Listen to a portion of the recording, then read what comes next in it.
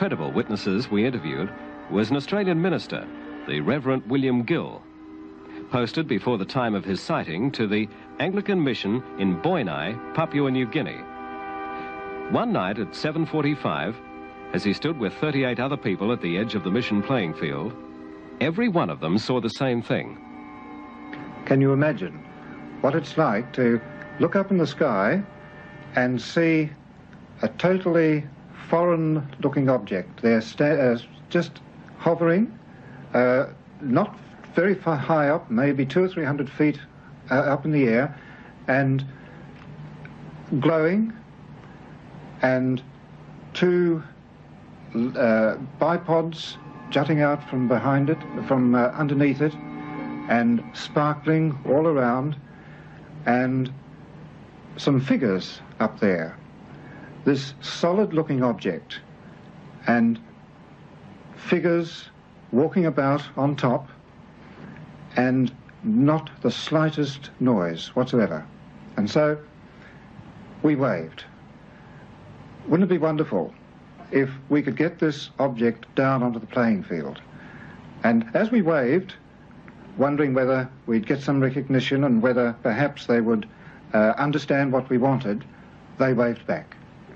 So I asked a boy to go quickly down, bring me a torch, bring me a pencil, bring me paper, and return as quickly as he can so that I can get any other events that occur and minute-by-minute movements, so that at least we'd be able to talk about it the next day. And this he did very, very quickly. He brought it back, and he brought the torch and put the torch on and shone it to the craft. And as he did so, he waved moved the torch this way.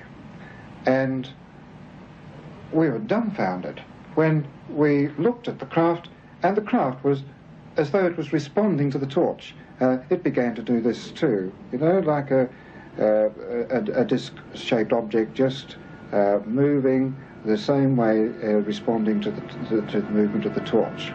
Next day, just prior to the evening service, about 7 o'clock, the thing was there again. It had arrived about an hour earlier, and we all decided to have the normal evensong that we do have on those nights, because, well, the thing was out there outside the church anyway, and we felt it wouldn't go away during the service, and it didn't. When we came out, there it was, still up in the sky.